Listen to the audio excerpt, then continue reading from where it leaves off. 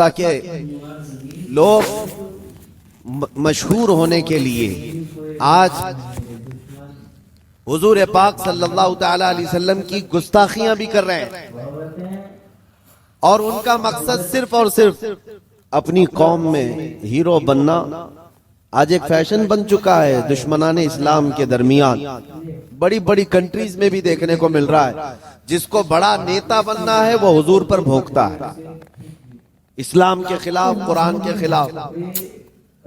उन जालिमों को कभी डूब कर मर कर सोचना चाहिए। हिंदुस्तान ही की अगर मैं बात करूं, मुझे तो मेरी इस अदा पर भी फख्र है कि अल्लाह ने मुझे अगर कुछ अता किया है तो मेरे रसूल के सदक़े में अता किया। किसी दूसरे पे भोंक कर तो मशहूर नहीं हुआ, तुम्हारी किसी किताब पे बोल के तो नहीं आया, ना तुम्हारे धर्म पे बोल कर आया, ना तुम्हारे किसी गुरु घंटाल को बोल के आया।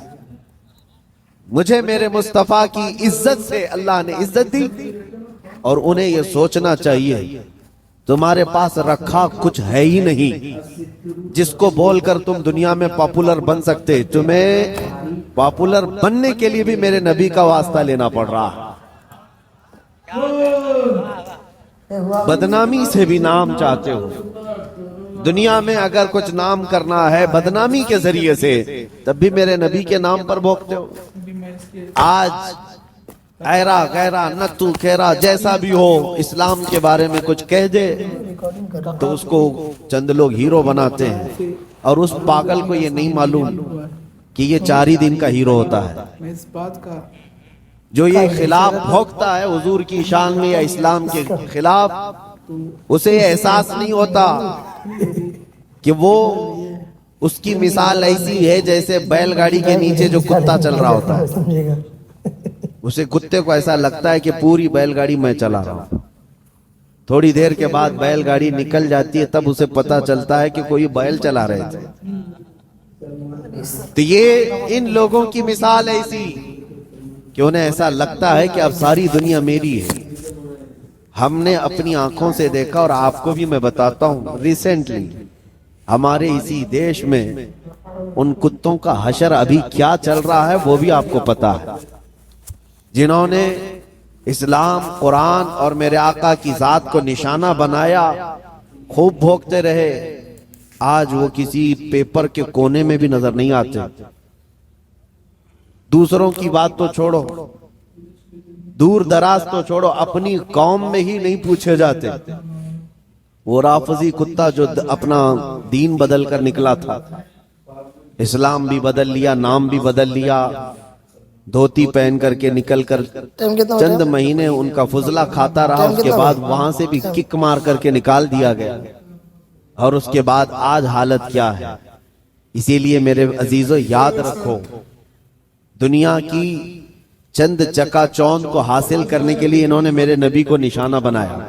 लेकिन एक बात मैं बताऊं, आज से 1400 साल पहले नबी पाक सल्लल्लाहु तआला अलैहि वसल्लम की शान में हस्सान बिन साबित ने कहा था, या रसूल अल्लाह, आपसे ज्यादा हसीन मेरी आंखों ने देखा, सुभान अल्लाह, सुभान अल्लाह, आपसे ज्यादा खूबसूरत किसी माँ ने जना नहीं। उन्होंने हुजूर की तारीफ की थी, अल्लाह ताला ने उनका नाम आज तक जिंदा रखा, सुभान अल्लाह। हुजूर की शान में तारीफ करने वाले, बाकी जो भौंकने वाले थे उनके तो नाम भी याद नहीं लोगों को। जो इस्लाम के खिलाफ दसीसाकारियां करते हुए अपनी जिंदगियां तबाह कर गए। मैं आपसे पूछता हूं, जिसने बगदाद में मुसलमानों की खोपड़ी से मीनार बना दिया था, वो चंगेज और हलाकू, इनकी कब्रें कहां हैं, जरा ढूंढ के दिखाओ। इनके निशानात कहां हैं, इनकी औलादें कहां हैं, इनके तारीख में वो मकामात क्यों नहीं? आज हिंदुस्तान ही नहीं, दुनियाए इस्लाम के जिस खित्ते में भी जाओ, हुजूर पाक सल्लल्लाहु तआला अलैहि वसल्लम के इश्क में बोलने वाला इमाम अहमद रजा हर जगह बोला जाता है। वाह वाह वाह वाह वाह वाह। इमाम अहमद रजा का चर्चा हर जगह होता है। क्यों होता है? इसलिए कि उस आला हजरत ने अपनी जिंदगी हुजूर के इश्क में फना कर दिया था। इसीलिए उन्होंने कहा था, यार सीर है उल्फत रसूलुल्लाह की, खाक होकर इश्क में आराम से सोना मिला, जान की इक्सीर है उल्फत रसूलुल्लाह की। एक पॉइंट समझ करके चलो मेरे अजीजों, मैं आपको यही देना चाहता हूं, आज के हालात घबराने की जरूरत नहीं, बहुत तेजी से अभी बदलेंगे, इम्तिहानात आएंगे अभी तुम्हारे यहाँ, बहुत तेज आंधियां आने वाली हैं ये अगले चंद सालों में। आंधियों से मुराद सिर्फ यही हवाओं की आंधियां मत समझो, कुफ्र और शिर्क की आंधियां, जुल्म और सितम की आंधियां, और दिन दहाड़े जो मुसलमानों का कत्लेआम है ये बढ़ता जाएगा। मैं हदीस की रोशनी में बता रहा हूं, हदीस की रोशनी में बता रहा हूं, बढ़ता जाएगा।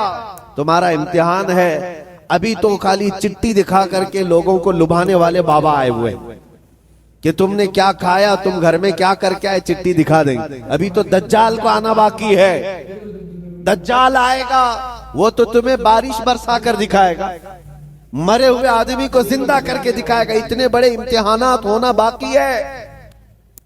उस जमाने में तुम्हारा क्या होगा, तुम किस तरह से जिंदगी गुजारोगे? एक इलाज में बताऊं, हर जमाना चाहे जैसी भी सख्तियों वाला आए, कल को अगर फसादात भड़का दिए जाएं, तुम्हारे सामने तुम्हारे बच्चे ज़बा कर दिए जाएंगे, तुम्हारे सामने तुम्हारी औरतों के दुपट्टे छीन लिए जाएंगे, कुरान पाक को जलाने की कोशिशें होंगी, मस्जिदों के मीनार और गुंबद खत्म कर दिए जाएंगे, ये सारे हालात बढ़ते जाएंगे। तो क्या तुम इन तूफानों से घबरा कर ये फैसला कर लोगे कि जब तक मैं इस दीन में रहूंगा रोजाना एक मुसीबत को झेलना पड़ेगा, अच्छा है इनकी ही जय जय करूं, जैसे कुछ चले गए?